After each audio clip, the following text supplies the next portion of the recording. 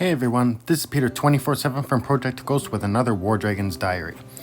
So I did have a very good question that was posted in the comments. I would like to thank you for posting that question.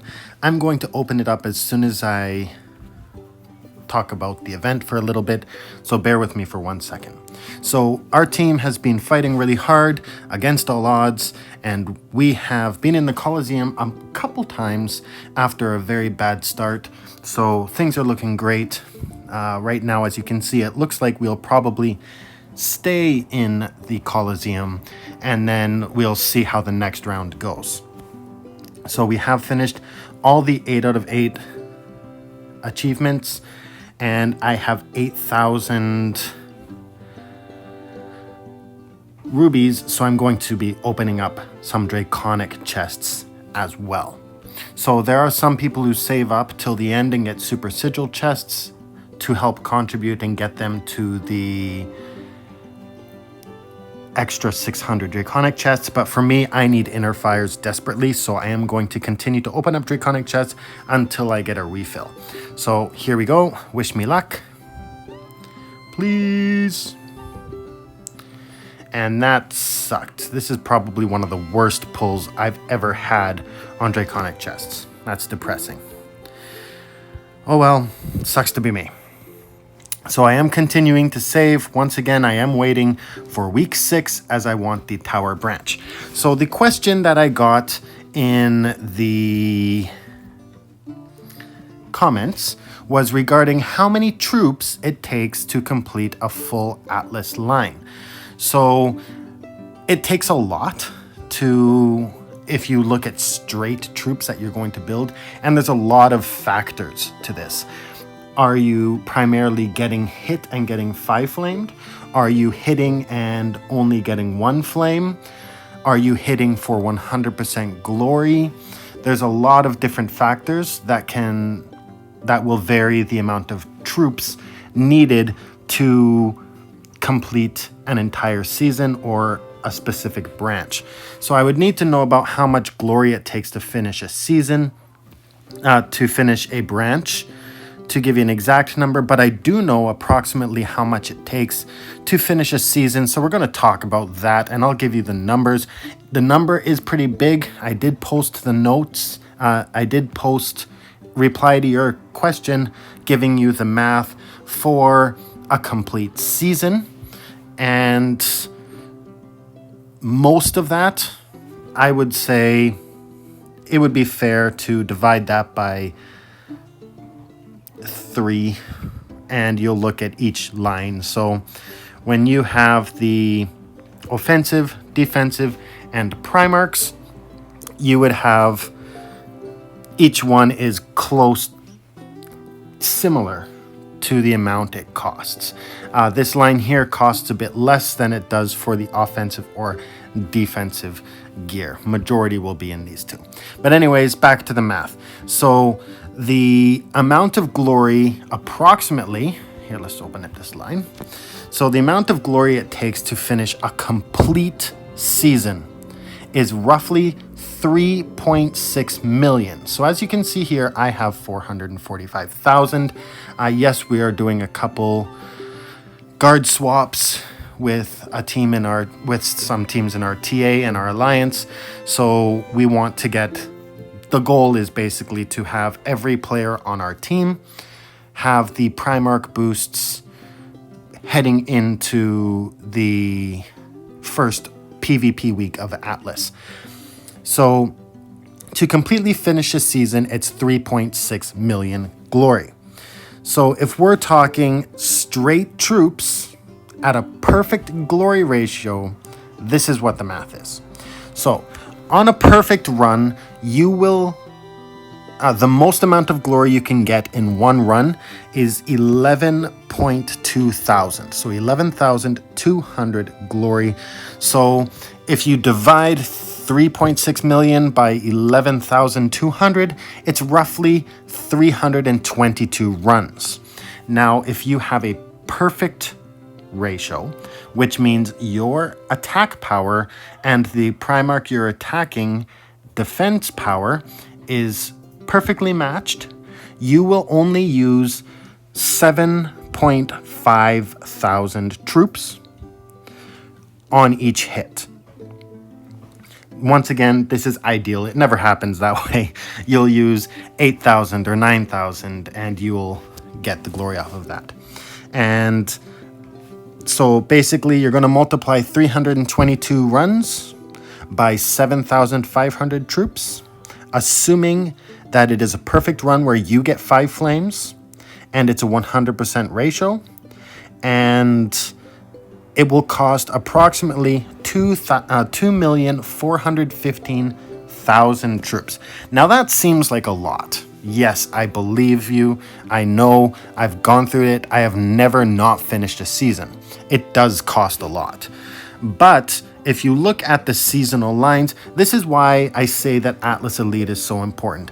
Building up troops very quickly. And also, if you look at these prize lines, the bullhorns you get, and the other things that you get, and if you look at the prizes from the event, going through and finishing these is very important. You get the diamonds, you get the timers, and reviving your troops as you go. So as you can see here, I have 125,000 troops in my revive pool. So I am constantly, I don't even wait the full time. I'll speed this up. I'll use the extra timers because I can't afford to let that go above my revive pool.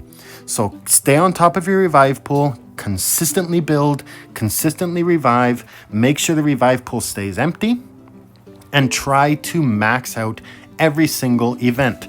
Now, the reason I say max out every single event, it's not necessarily just for the timers, but it's more so for the diamonds. So the diamonds you can use to revive your troops. 550 diamonds is equivalent to 1 bullhorn. So using that, making sure you don't go above the revive pool, being active, going out and getting glory, whether it be hunting for it, whatever the case may be, but you will notice a difference in your progression in the game. So like I said here, you get lots in these prize lines. You have, here, let me go to one I haven't started yet. So you get the gold packs, which is fine. You can farm gold, but the bullhorns, the crafting shards, the timers, the extra eggs, all help with your progression. Not to mention, when you end up getting the mythic gear, it is much stronger and much more powerful than the elite gear that you can actually craft or that you can get from these other lines. So getting that extra stuff is very important. I do encourage everybody to get the Primarchs that they're going to primarily be using. So as you can see here, Trapper, Taunter, and Destroyer are the first things I got. When I go out attacking, or if my TA is getting hit and I'm going to defend them, I'll usually bring my Trapper and my Destroyer. My Destroyer will attack those Primarchs. The Trapper will trap the offensive Primarchs that are weaker, so usually the Destroyers. And the Taunters are protecting our castle. So I want to make sure the boosts are bigger so that when we get hit, I'm not losing as many troops. It still sucks because they still 5-flame you, and you do lose a lot. But getting these Primarch boosts should be your first priority. Then, if you do not have full sets of this already, I personally have 3 full sets of mythic defensive gear. So this is not a priority for me, though I do get it each season. But making sure that you have those lines is very important. So all of these sets of mythic gear will make your base more defendable. Yes, so we're talking ideally you're attacking someone your size or being attacked by someone your size. I know it doesn't work out like that all the time, but that's basically, if you were to have a perfect season, never get attacked or 5-flamed.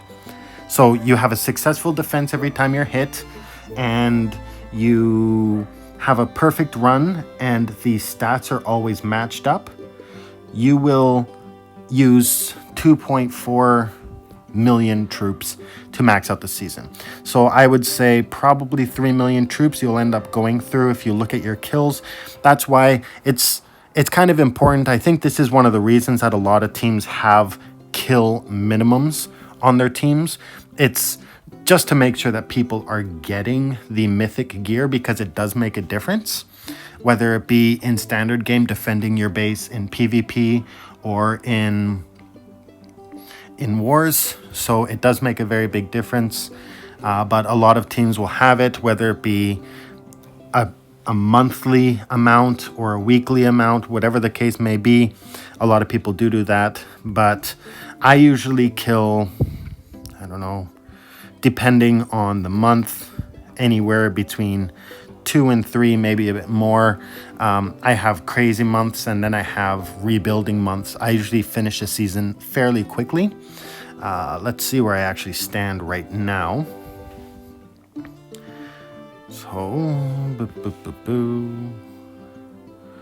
So I'm at 1 million kills already for this month, but most of the month during the other season, I was only playing the defensive game.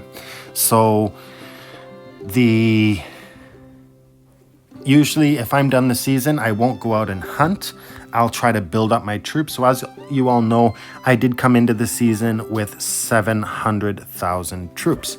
As you can see here, I have 573 left, 120 in my revive pool, and I have 20,000 currently building. So I'm not worried about that. I will be going into Monday bubble drop with an empty revive pool, finish off everything over the weekend and max this event. So planning yourself, budgeting yourself, and don't wait till the end. So we all know how many troops it costs, and reviving troops in a single day, the cost gets progressively higher. So don't wait till the last week. Don't wait till the last day to do the season. Don't try to spread it out. So figure out how many you have to kill a month. So if the season is 3 months long and you know you have to use about 3 million troops, then you do the math and figure out how much glory you have to get per week or per month and push for that. It'll make it a lot less stressful and a lot less pressing at the end. Try to make sure you have a little week buffer, because procrastinating is never fun in this game, and it becomes very costly because when you're blitzing and killing and reviving, you use exponentially more troops in catching up. So that's basically all I have to talk about now. I would like to thank everybody for watching. Thank you very much for the question in my notes. And if anyone else has any questions or topics they'd like me to bring up, please feel free to post it in the comments and I'll be sure to bring it up in a future vlog. So thank you very much for watching. Don't forget to hit the like button. Don't forget to hit subscribe, and I'll talk to you all later. Bye for now.